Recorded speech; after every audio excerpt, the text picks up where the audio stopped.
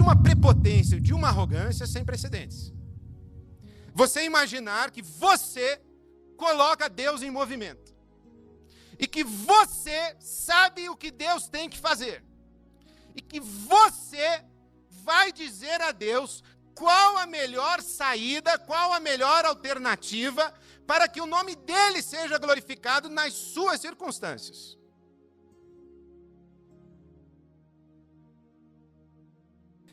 Nós estamos em Hebreus capítulo 11, a porção da palavra que me cabe é o trecho do capítulo 11, o verso 4 até o verso de número 7.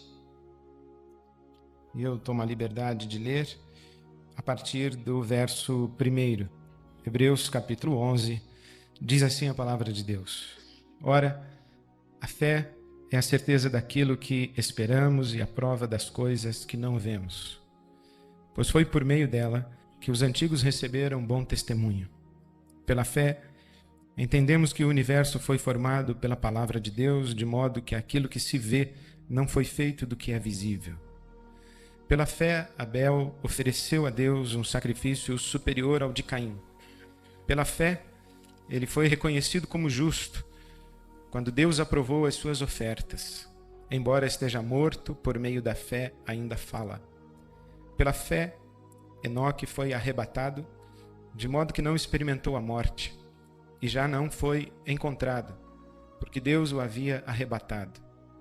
Pois antes de ser arrebatado, recebeu o testemunho de que tinha agradado a Deus. Sem fé é impossível agradar a Deus, pois quem dele se aproxima precisa crer que ele existe e que recompensa aqueles que o buscam.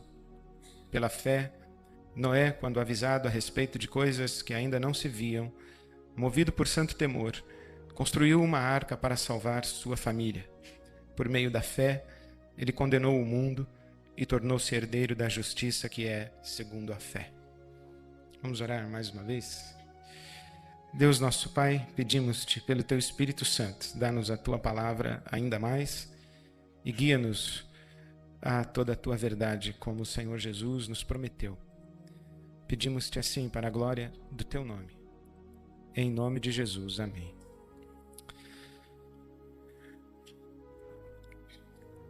O que é fé? É uma pergunta que aparentemente é respondida pelo autor de Hebreus nesse versículo 1, mas nos deixa ainda confusos com sua resposta. Fé é a prova das coisas que não vemos e a certeza daquilo que esperamos.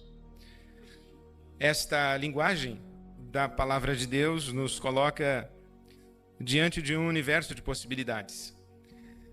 E acredito que o senso comum tem uma definição de fé que não é compatível com o que a palavra de Deus está nos orientando. O que se crê ser a fé, em geral. Em geral se crê que a fé é uma profunda convicção de que algo vai acontecer. Ou, mais precisamente, para nós, ter fé é acreditar muito que Deus vai fazer alguma coisa. E este acreditar muito que Deus vai fazer alguma coisa está absolutamente relacionado às circunstâncias das nossas vidas. Assim é que quando alguém nos pede para orar por uma entrevista de emprego, nós dizemos, vai na fé, irmão. Vai na fé que a vaga é tua. Quando alguém pede que oremos por uma questão de saúde e nos diz, amanhã vou ao médico buscar os resultados do exame, nós dizemos, vai em fé. Vai em fé que o Senhor há de te curar. Quando alguém está vivendo a sua crise conjugal, o marido está fora de casa nos braços de uma amante, ou o que infelizmente ocorre muito nos nossos dias, a esposa está fora de casa nos braços de um amante, nós dizemos, tenha fé, seu marido vai voltar, sua esposa vai voltar. Mas, quando um de nós vive a trágica experiência de ter um filho comprometido com as drogas, nós dizemos: tenha fé, Deus há de resgatar o seu filho. Outro dia, por exemplo, eu assisti a um desses programas de televisão em que os nossos pastores estão... Eu não sei direito o que eles estão, mas eles estão fazendo alguma coisa na televisão. E um desses pastores disse, baseado no texto profético que diz: vede o livramento que o Senhor fará. Ele disse: isso é fé. Você tem que ver o livramento. Ver que aquela vaga é sua. Você tem que se enxergar sentado àquela mesa do escritório. Você tem que ver o seu marido regressando. Você tem que ver o seu filho voltando. Você tem que ver o seu corpo curado. Primeiro acontece aqui, disse o pregador, não confunda, eu estou citando, pelo amor de Deus, eu estou citando. Ele disse, primeiro acontece aqui, depois Deus faz acontecer. Primeiro você tem que ver. Eu imaginei que poderia ser um seminário sobre neurolinguística, talvez isso, mentalização, projeção, mas era uma tentativa de explicação de fé. Isso é fé. Fé é acreditar muito que Deus vai fazer alguma coisa. Exemplo, a fé é a alavanca que move a mão de Deus. Já ouviu isso? A fé é a alavanca que move a mão de Deus. É citação da sabedoria popular, não é minha definição. A fé é a alavanca que move a mão de Deus. Isto é, Deus está parado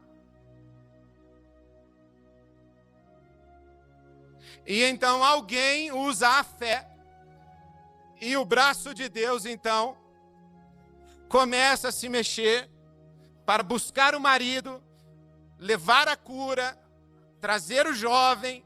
Você está entendendo? Veja, eu não estou em absoluto desdenhando destes conflitos da alma humana que fazem com que o ser humano caia de joelhos. Não há oração mais legítima do que um homem que deseja trabalhar num país como o Brasil e não tem oportunidade de trabalho. Pedir a Deus uma oportunidade. Alguém pode questionar a oração da mãe que clama pelo seu filho? Jamais. Aliás, não se pode questionar a oração de mãe, qualquer que seja ela. Alguém pode questionar a intenção de oração de alguém que luta pela integridade de sua relação conjugal? Alguém pode questionar a intenção de oração de alguém que luta pela própria vida? A questão não é essa. Não é a legitimidade de quem ora que está em discussão, é o conceito de fé. A fé é acreditar muito que algo vai acontecer. A fé é acreditar muito que Deus vai fazer alguma coisa. A fé é a alavanca que move a mão de Deus. E eu já ouvi coisas do tipo, na mesma igreja, um morreu e o outro foi curado. Intercessão, faltou intercessão. Eu, como batista, estou em situação delicadíssima. Conseguirei arregimentar poucos intercessores. Os irmãos da Assembleia de Deus conseguirão arregimentar sempre mais. Então o sujeito está concorrendo a uma vaga de emprego, é batista. Tem um outro concorrendo que é da Assembleia de Deus. Conseguiu mais intercessores. Ora, tá certo? Conseguiu mais intercessores. Agora, você está rindo, você é presbiteriano, você fica na sua. Então veja bem. Essa ideia de fé é mais ou menos... Eu fico pensando assim, o sujeito ora para Deus fazer virar o jogo, né? 1-0, 2-1, 3-2, 4-3, e é aquela guerra de oração. Isso para nós parece cômico aqui, mas esse é o conceito de fé, e é assim que as pessoas estão orando. acreditando que a oração é um recurso que convence Deus a fazer o que a gente quer. E quanto mais fé a gente tem, mais rápido a gente convence Deus a fazer o que a gente quer. E ainda vem um pastor na televisão e diz que a fé é a prova do que não vemos e o firme fundamento do que esperamos. Então, o que não vemos? Não vemos o marido no portão, só pela fé. O marido está no portão pela fé. E o que nós esperamos? Que ele volte para casa. Ainda não voltou, mas pela fé já voltou. Bom, eu entendo que isso é de um equívoco e que precisa urgentemente ser corrigido na nossa realidade de caminhada com Deus e de experiência com Deus. Por que isso é um equívoco? Primeiro que é de uma prepotência, de uma arrogância sem precedentes. Você imaginar que você coloca Deus em movimento. E que você sabe o que Deus tem que fazer. E que você vai dizer a Deus qual a melhor saída, qual a melhor alternativa para que o nome dele seja glorificado nas suas circunstâncias. Deus, minha filha está doente, o senhor tem que ir lá na minha casa, impor as mãos para que ela seja curada. Eu acho de uma sabedoria, para não dizer de ironia, porque eu não consigo atrelar essa característica ao Senhor Jesus, mas é quase, que ele cura de costas a caminho da casa de Jairo. Falou, eu não preciso ir na sua casa, não preciso impor as mãos. Você tem o jeito, você deu a receita para Deus. Você pensa que você é quem? Segundo, é um equívoco, porque isso julga ou pressupõe a passividade de Deus. Deus está parado. Deus não está fazendo nada até que seja incomodado pela oração da fé. Não me parece ser esta a compreensão do Senhor Jesus quando diz, o meu Pai trabalha até hoje e eu trabalho também. Todas as coisas são sustentadas pelas mãos do meu Pai. Tudo que existe foi criado por Ele, tudo que existe subsiste por Ele. Sem Ele nada aconteceria e se Ele tirar a mão, tudo desmorona e tudo se dissolve. Então o meu Pai trabalha, o meu Pai está trabalhando. Terceiro, é um equívoco porque pressupõe que o seu coração é mais comprometido com a realidade do que o próprio coração de Deus. Pressupõe que você ama o seu filho mais do que Deus o ama. Que você ama a integridade do seu casamento mais do que Deus a ama. Deus está trabalhando na sua vida o tempo todo. Deus está cuidando do seu filho o tempo todo. Deus está com a mão sobre a sua cabeça, o seu corpo, o seu coração, o seu pensar, o seu agir, o seu sentir, o seu falar. Deus conhece você inteiramente. Deus está sobre você, sustentando a sua vida o tempo todo. Deus cuida de passarinhos, Deus cuida de flores, e quanto mais não estaria cuidando de você. Então Ele está cuidando. Por que é que você ora? Não é para que Deus comece a cuidar. É para que você seja livre da ansiedade de achar que Ele não está cuidando. É só para isso. Como se o meu filho fosse ao meu quarto às 3 horas da manhã. Papai, teremos almoço amanhã, papai. Eu levanto, abro a porta e digo, sim, filho, teremos almoço amanhã. Pode dormir, filhinho. Ah, bom, papai, eu pensei que se eu não tivesse vindo aqui às 3 da manhã, que o senhor não ia dar almoço para a gente amanhã. Papai, o senhor vai pagar o colégio amanhã, papai? Papai, o senhor vai pagar a faculdade amanhã, papai? A responsabilidade de cuidar do filho é prerrogativa do pai. O problema não é que no dia seguinte o pai não colocará o pão para repartir com seu filho. O problema é que o filho está ansioso e não consegue dormir. Então não é que a oração coloca Deus em movimento. Deus está em movimento. Não é que a oração traz o coração de Deus para as nossas causas. O coração de Deus está derramado sobre nós. São os nossos corações que não estão muito alinhados com o coração de Deus. Por isso que o apóstolo Paulo diz assim: não andeis ansiosos por coisa alguma, antes sejam em tudo conhecidas diante de Deus as vossas orações, competições e súplicas e ações de graças, e a paz que excede todo o entendimento guardará os vossos corações e as vossas mentes em Cristo Jesus. Alguém poderia dizer: Paulo, você naufragou porque não orou? Faltou intercessores para essa viagem missionária, Paulo. De novo preso, Paulo. Impressionante. Você precisa de mais mantenedor de oração, mais gente. De novo. Sabe que o Paulo não gastava dinheiro com hotel, né? Chegava na cidade, pregava, era apedrejado e dormia na cadeia. Era uma viagem missionária barata. Faltava intercessão. Faltava intercessão. Deus não está parado. Deus não está mais interessado Deus não está menos interessado no mundo do que você, para que você mostre a preocupação do seu coração para Deus, para que Ele faça alguma coisa.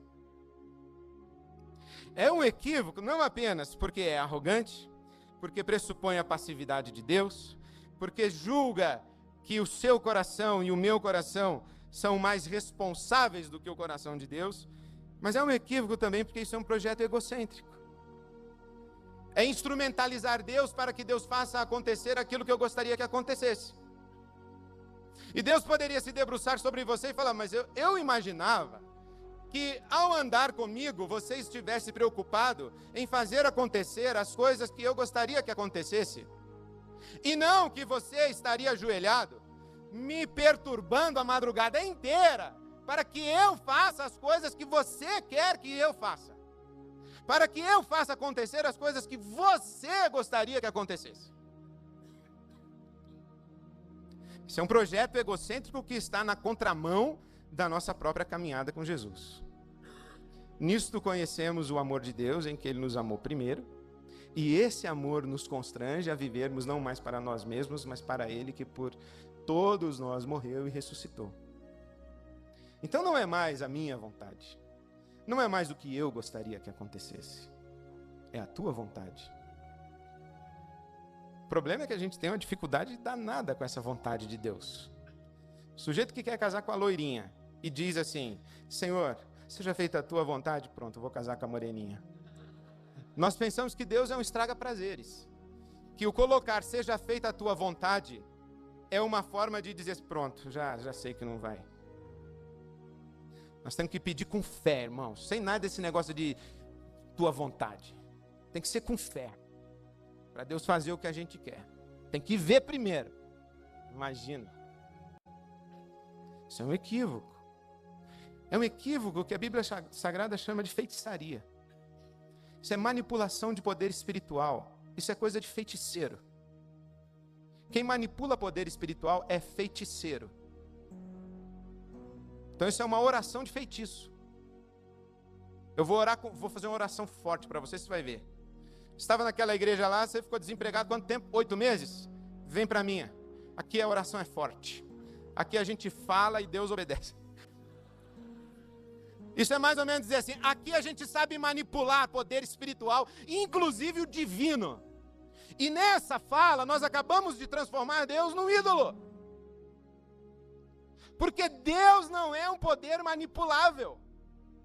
Deus não é um poder instrumentalizável pela nossa vontade, para o nosso prazer e a nossa satisfação. Por mais legítima que seja a motivação da nossa oração e por mais legítimo que seja o pedido que apresentamos a Deus. Ele não é um poder manipulável. E quando pensamos que Deus é um poder manipulável, nós o transformamos num ídolo comparado a todos os outros ídolos. Eu ouvi um outro pastor na televisão dizer o seguinte: Deus, se eu tivesse pedido ao diabo, ele já teria me dado.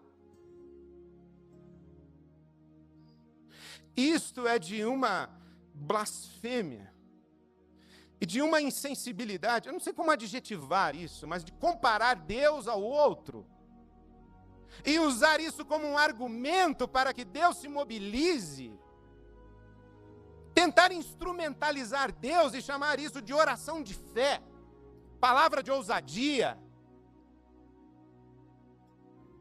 Me lembro, meu amigo me contou que foi a uma igreja e Essas coisas que a gente faz nas férias. A gente vai, senta lá para ouvir. Aí o pregador disse, vou ensiná-los a orar. Vamos ler a palavra do filho pródigo. Meu amigo pensou, bom, pai, pequei diante dos céus contra ti. Oração de confissão, o pessoal está precisando mesmo, oração de contrição. Leu a parábola do filho pródigo e o pregador disse, é assim que você tem que orar. Chegue diante de Deus, coloque o dedo na cara dele e diga, pai, dá-me o que é meu.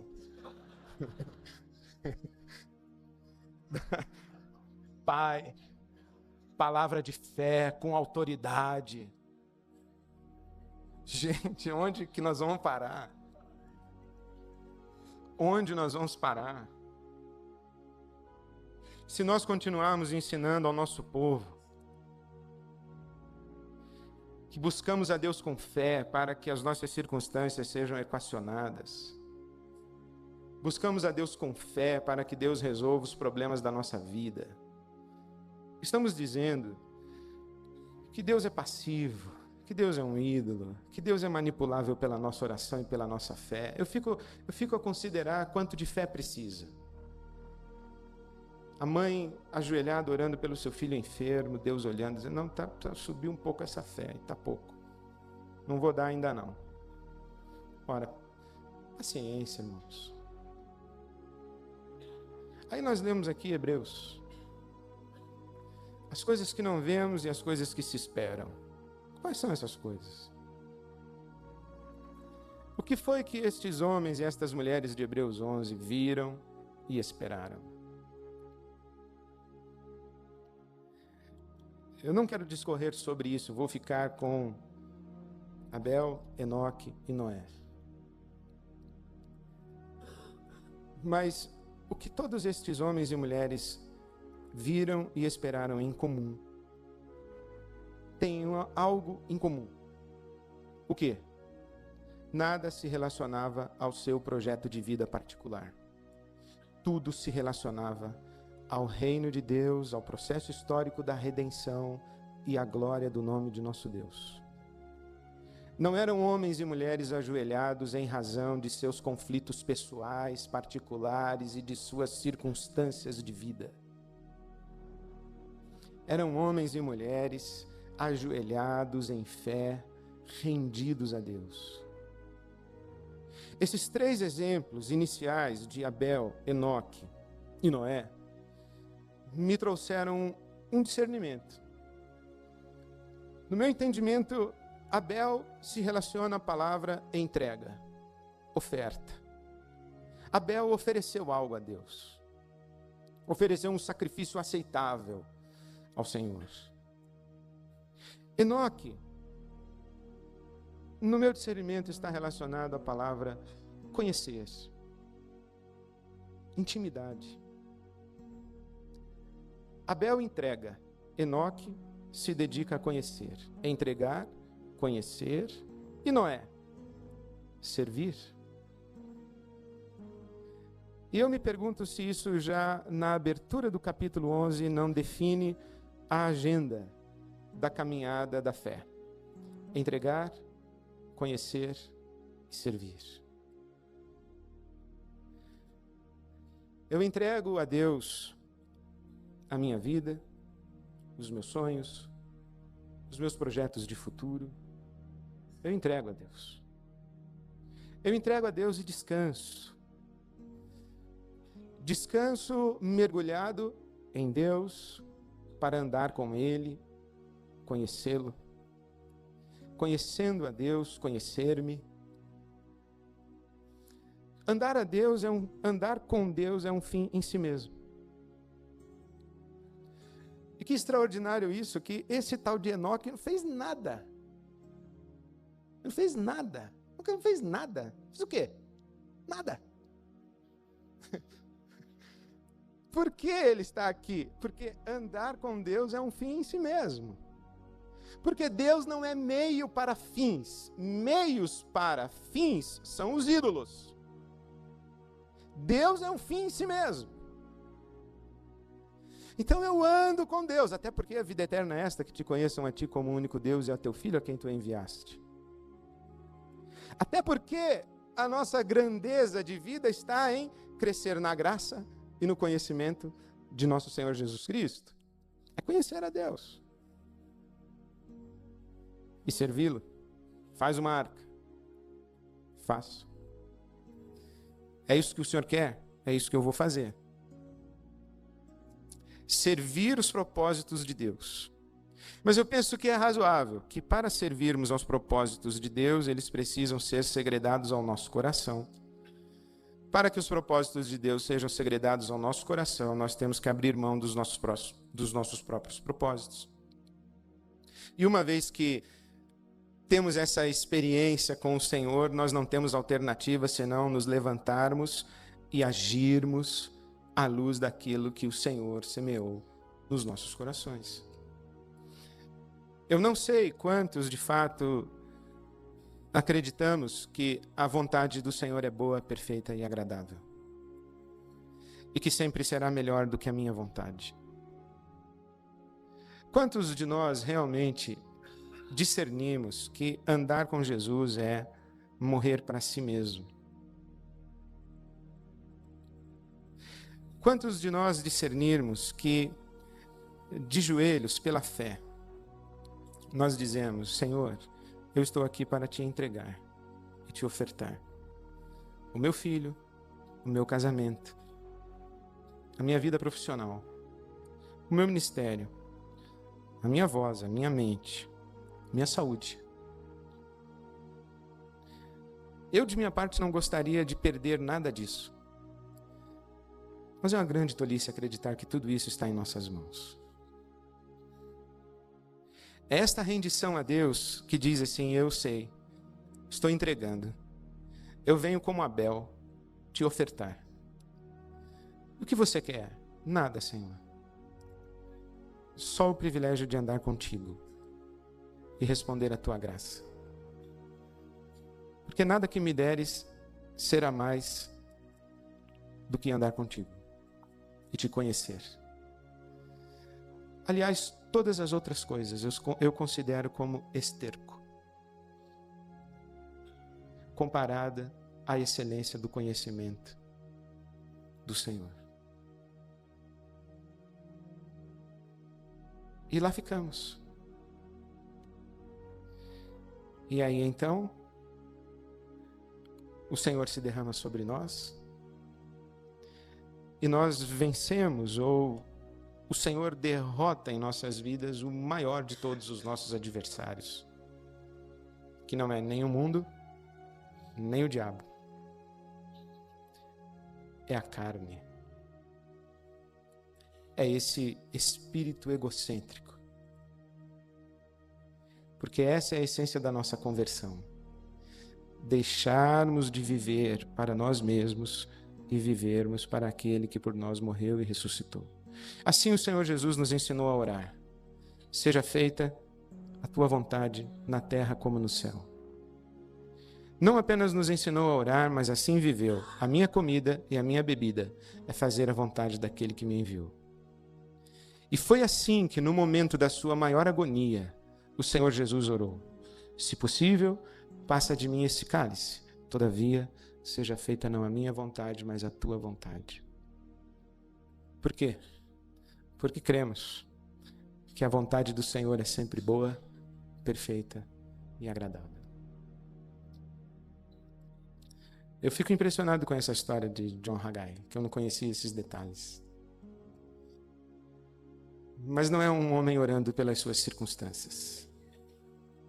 É um homem dizendo: eis o meu filho, eis a minha vida, eis a minha casa, eis os meus melhores anos, é teu. E quebrado de joelhos está dizendo: Senhor, me perdoa por não ter discernido a tua vontade, ter pretendido saber mais do que tu, ter planejado na tua frente. Me perdoa. Por isso penso que aquela fala de Hudson Taylor é absolutamente verdadeira. Quando aquele homem traz a lenha e a comida e aquele empresário pede dinheiro emprestado para investir numa visão que nasce no coração de Deus, quando eu ouço essas histórias, é como se houvesse uma confirmação no meu coração das palavras de Hudson Taylor. A obra de Deus, feita segundo a vontade de Deus, jamais terá falta dos recursos de Deus. A obra de Deus, feita segundo a vontade de Deus, jamais terá falta dos recursos de Deus. Se a sua vida e a minha forem obra de Deus, feita segundo a vontade de Deus, nós temos o privilégio de dormirmos o sono do justo, porque enquanto dormimos, o Senhor alimenta os seus filhos, a quem ama e a quem quer bem. Nós chegamos diante de Deus como Abel, para entregar tudo. Nós ficamos na presença de Deus como Enoque, sem nada a desejar, senão o Senhor nosso Deus.